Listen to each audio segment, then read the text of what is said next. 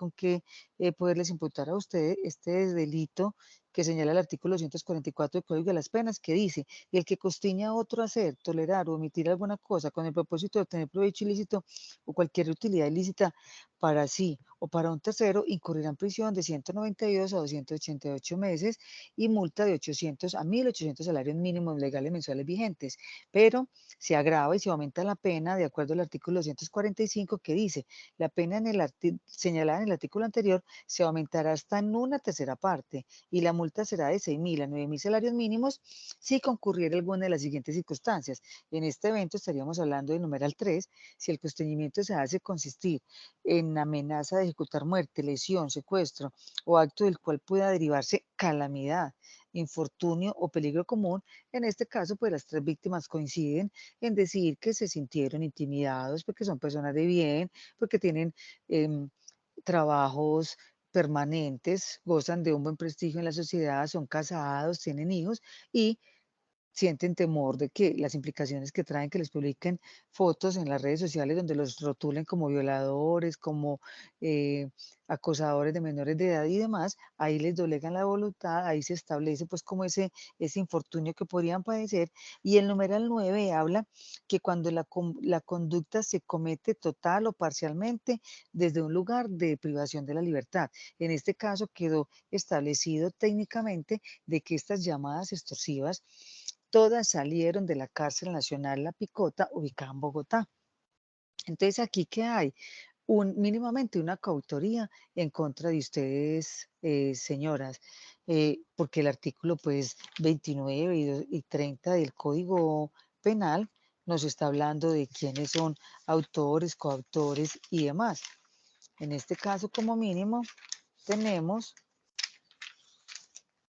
que el artículo 29 nos dice: "Es autor quien realice la conducta por sí mismo o utilizando a otros como instrumento". Y el inciso segundo dice: "Son coautores los que, mediante un acuerdo común o actúan con división de trabajo criminal, atendiendo la importancia del aporte". Entonces, en estas situaciones siempre tiene que haber varias personas, o sea, el que hace la llamada, el que intimida, el que manda mensajes y la persona que recibe el dinero, sea por una cuenta bancaria, sea por un retiro de Efecti, de Gana, de todas esas entidades que también facilitan que uno vaya recibiendo ese dinero como tal. Entonces, esta formulación de cargos, señoras, es en calidad de coautoras por el delito de extorsión agravada consumada del artículo 244 y 245, numeral 3 y 9 del Código de las Penas. Es mi obligación decirles en esta audiencia que si ustedes desean, pueden aceptar los cargos. Eso trae muchas implicaciones porque ustedes estarían renunciando a que se les haga un juicio público, oral, contradictorio, con inmediación de la prueba, donde ustedes a través de su abogado puedan aportar evidencias, elementos materiales probatorios como ocasión de prueba y demostrarle a otro juez diferente al que preside esta audiencia de que no es como la fiscalía lo está diciendo, pues, y podrían entonces ustedes defenderse pues más plenamente en ese evento. Solo que es mi obligación decírselo si ustedes desean aceptar cargos. Precisamente este delito de extorsión agravada, el legislador, bajo la ley 1121 del 2006, consideró que este delito, que es contra el patrimonio y también contra la autonomía de las personas, es tan grave que no le permite ninguna rebaja. Así ustedes acepten desde ya ser las responsables de ese delito, ustedes por esa sola aceptación no recibirían ninguna rebaja en la pena. Inmediatamente serían condenadas por otro juez con haciendo las sumatorias y aumentando la tercera parte por el agravante y demás. Solo que aquí, insisto, se los debo decir en esta audiencia. Lo único que ustedes podrían tener una rebaja, pero que ya no tiene ni siquiera que ser porque ustedes acepten cargos, sería si indemnizaran a la víctima. Pero ya sería preguntarle a las víctimas cuánto es lo que a ustedes perdieron de esta extorsión, en cuánto valoran los perjuicios morales y materiales, y ya sería una manera de ustedes tratar pues de enderezar esa conducta, de buscar un beneficio, y en este caso pues solamente sería el descuento que por ley tendrían derecho y que eso pues obviamente sería benéfico porque rebajaría mucho la pena porque sería lo único a lo que podrían tener derecho, ya como se los dije, porque el legislador le quitó cualquier beneficio de rebaja a este delito de la extorsión agravada. Con esto entonces, señora juez, considero que fui clara y sencilla en mi exposición para formular estos cargos en contra de estas ciudadanas. Muchas gracias. Gracias. ¿La defensa de Angie Milena tiene alguna observación? Sí, señora juez, la defensa muy respetuosamente solicita a su señoría para que se retire a fiscalía, ya que los elementos que nos ha acabado de narrar la señora fiscal, fácticos relacionados con la actividad que le está imputando a la señora Angie Lorena, mi procurada, no se estructuran para los agravantes que está indicando la fiscalía, independientemente de responsabilidades, pero es que se debe ser muy estricto en la calificación jurídica para no pues agravar la situación sin que existan esos elementos fácticos para poder decir que se estructuran los agravantes. Esa narración fáctica que nos ha realizado la señora fiscal no se estructura para los elementos agravantes que nos ha indicado la señora fiscal, en primer lugar. Segundo aspecto, repito, independientemente de responsabilidad de mi procurado o no, no se estructura tampoco la coautoría, señora juez. De acuerdo a lo que está informando la señora fiscal, el único elemento sería que la señora aparece una cuenta de ahorros o bancaria, Banco Popular, en donde allí figura el nombre o a nombre de la señora Angie Lorena. Y eso es un elemento, su señoría, que se estructuraría para una figura de la complicidad, más no para una coautoría, de acuerdo a la situación fáctica narrada por la señora fiscal. Entonces, muy respetuosamente, la defensa sí le solicita que se haga la estructuración jurídica de acuerdo, esa calificación jurídica de acuerdo a la narración fáctica que nos ha traído la señora fiscal respecto de los hechos denunciados y narrados acá en audiencia para estructurar la calificación jurídica de la imputación. Muchas gracias. Gracias. ¿La defensa de Helen Daniel, alguna observación al acto de comunicación? Ay, Verónica, se me jodió aquí esta vaina. Ah, no, ya. Pero, ya un momentico, ya la juez. Mire, allá, espere. Ay, venga. No, se me... Ya voy. Mire. ¿Qué pasó? ¿Qué pasó? Se me fue. ¿Se le escucha, doctor? Ya, un momento, por favor. Espere. Ay, ¿qué pasó? Esto no es. Ay, caramba. Pregunta si le escuchan. ¿Sí me escucha, doctora? Sí, Sí, lo escuchamos. Gracias, doctora. Muy amable. Doctora, considerando, según la ley procedimental penal, que la imputación es un acto meramente de comunicación, por lo tanto es de carácter objetivo, pues esta defensa no tiene ninguna observación a lo expuesto por la señora representante de la Fiscalía. Muy amable, señora juez. Gracias. ¿Y la defensa de Frankelina va a solicitar aclaración? Su señoría, ¿me escucha? Sí, sí, doctora.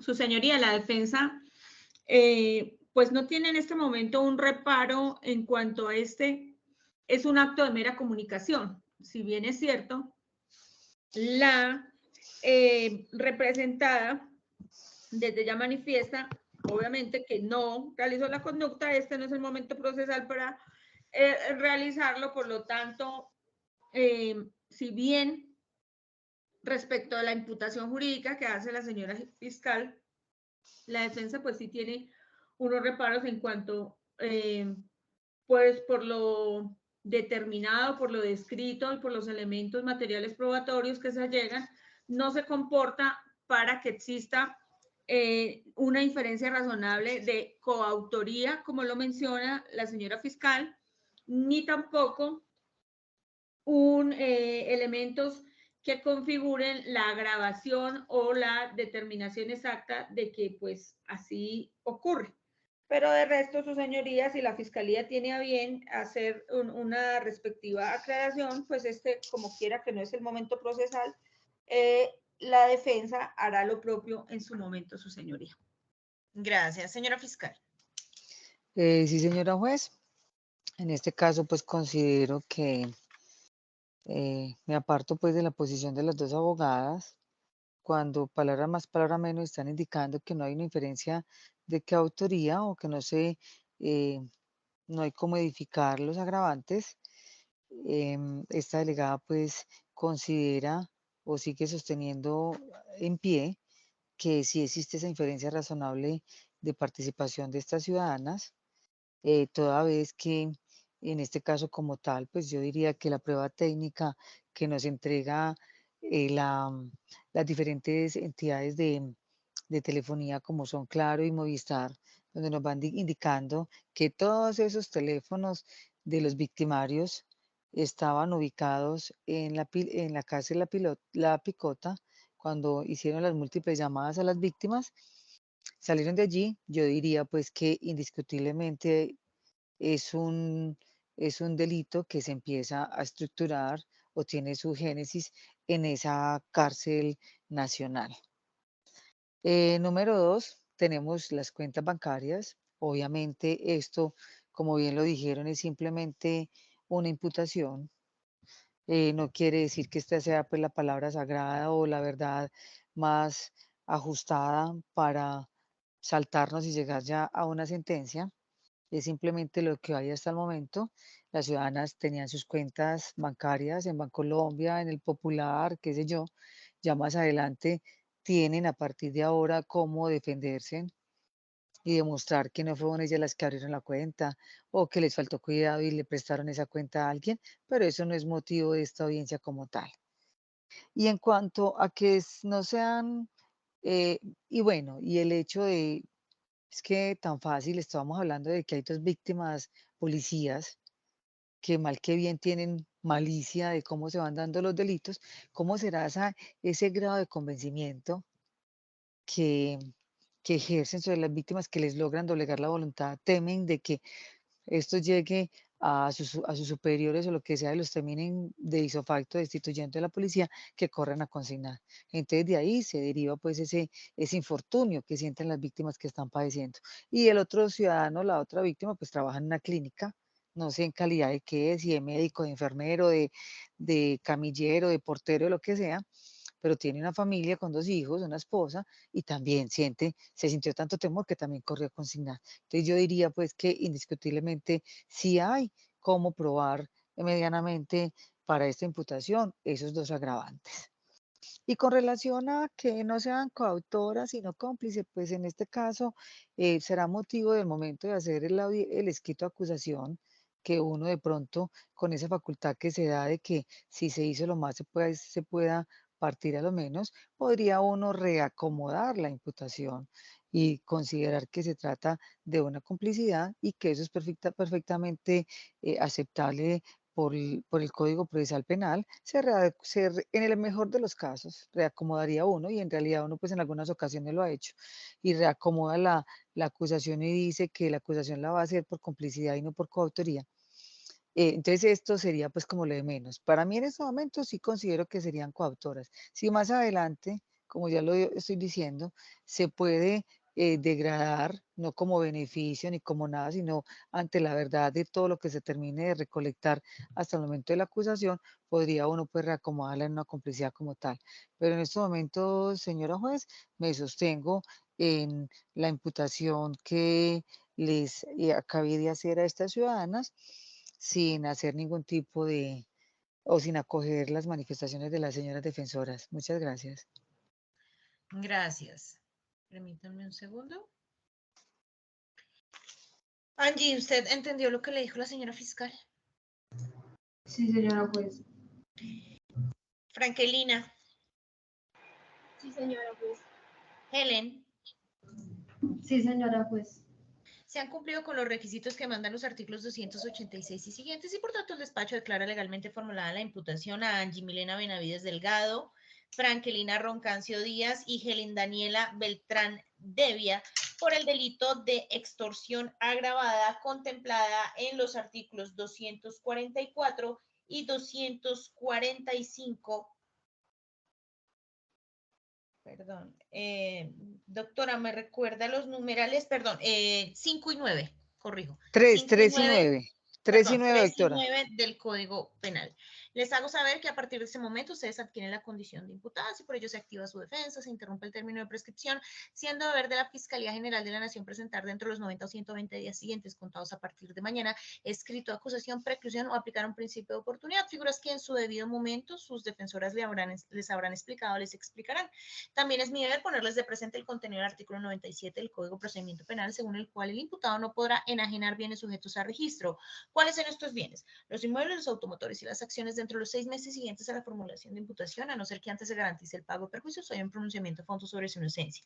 Ello significa que cualquier negociación que ustedes realicen sobre este tipo de bienes sin la previa autorización de un juez será nula de pleno derecho, así se verá declarar, sin perjuicio obviamente los negocios jurídicos celebrados con anterioridad a esta diligencia y que han perfeccionarse en el transcurso del proceso, así como los derechos de terceros de buena fe. De acuerdo con el artículo 8 de la Ley 906, una vez adquirida la condición de imputadas, ustedes tienen derecho en pie de igualdad con la Fiscalía General de la Nación en lo que respecta a no ser obligadas a declarar contra sí mismas, sus cónyuges o compañeros permanentes o parientes cercanos, a no autoincriminarse, es decir, no atribuirse responsabilidad ni atribuirle responsabilidad a sus cónyuges, compañeros permanentes o parientes dentro del cuarto grado de consanguinidad o segundo de afinidad, a que no se utilice el silencio en su contra en el contenido de las conversaciones que puedan llegar a sostener con la Fiscalía tendientes a una eventual declaración de responsabilidad, a ser oídas, asistidas y representadas por un abogado de confianza no asignado por el Estado, a tener comunicación privada con sus defensores antes de comparecer ante las autoridades, a solicitar, conocer y controvertir las pruebas, a tener juicio público, oral, contradictorio, concentrado, con inmediación de pruebas y sin dilaciones injustificadas, e igualmente ustedes podrían renunciar a las prerrogativas de las que tratan los literales B y K del artículo 8. ¿De qué tratan estos literales? De su derecho a no autoincriminarse o atribuirse responsabilidad, de su derecho al debate o controversia probatoria. Ustedes podrían renunciar a ello siempre y cuando se trate de manifestación libre, consciente y voluntaria. Quiero que sepan que aceptar o llenarse los cargos de conformidad con la invitación que en esta diligencia les ha extendido la representante de la Fiscalía es una de las tantas opciones que ustedes tienen al interior del proceso penal. Pero una vez acogida implican necesariamente una serie de consecuencias jurídicas, tales como que ustedes serían condenadas por un juez de conocimiento, que se les impondría la pena prevista en la ley sin ningún tipo de rebaja por expresa prohibición legal y que esa manifestación de voluntad eventualmente no admite una retractación o un arrepentimiento. Es por eso que la ley en estos casos exige que su consentimiento sea libre, consciente y voluntario. Angie, antes de contestar si acepta o no ese cargo, ¿desea hablar nuevamente con su abogada? No, señora. Frankelina, ¿requiere asesoría adicional antes de contestar si acepta o no ese cargo? No, señora. Y Helen, ¿desea hablar nuevamente con su defensor antes de contestar? No, señora. Bueno, señora Benavides Delgado, ¿acepta o no el cargo que le fue comunicado por la Fiscalía? No, señora, no acepto cargo. Roncancio Díaz. No, señora, no acepto cargo. Beltrán Devia. No, señora, no acepto cargo. Dejamos constancia que la Fiscalía ha terminado la imputación en contra de Angie Milena Benavides Delgado, Frankelina Roncancio Díaz y Helen Daniela Beltrán Devia por el delito de extorsión agravada, cargo que no fue aceptado por las precitadas. Señora fiscal, tiene usted el uso de la palabra para su siguiente solicitud. Gracias, señora juez. En este momento esta delegada le manifiesta que desiste de la siguiente audiencia de formulación de algún tipo de medida de aseguramiento por considerar que no tengo los suficientes elementos materiales probatorios como para insistirle a usted me imponga una medida de detención preventiva y hasta ni la domiciliaria. Bueno, podría solicitarla esta, pero considero, señora juez, que eh, haciendo eco pues a la condición que ellas tienen, a que tienen un arraigo positivo, a que estamos hablando de unos hechos de 2020, no veo pues como ese peligro futuro y demás, y en aras pues de humanizar en algo esta justicia penal y teniendo en cuenta el hacinamiento y todo lo demás que se da, considero que ellas tienen cómo afrontar esta investigación que ya inicia hoy en contra de ellas en la calle. Eso sí, haciéndole las advertencias a ustedes, 3 ciudadanas, de que si van a cambiar de residencia, van a irse para otro lado o algo, si es pertinente que le informen a sus abogados, a la fiscalía, para que puedan afrontar este caso como tal y obviamente para que empiecen a recolectar sus elementos materiales probatorios con el cual se puedan defender más adelante. Entonces, por lo tanto, señora juez, sería que usted les otorgue la boleta de libertad a estas ciudadanas y muchas gracias. Bueno, como quiera que el órgano que detenta la persecución criminal ha manifestado no ser de su interés solicitar la imposición de una medida de aseguramiento, se librará boleta de libertad a favor de Angie Milena Benavides Delgado, Frankelina Roncancio Díaz y Helen Daniela Beltrán Devia. No siendo otro el objeto de la presente diligencia, dejamos constancia que ellos han respetado y mantenido incólumes los derechos y garantías de cada uno de los intervinientes y la damos por concluida siendo las 7:33 de la noche. Muchas gracias. Feliz noche para todos. Gracias.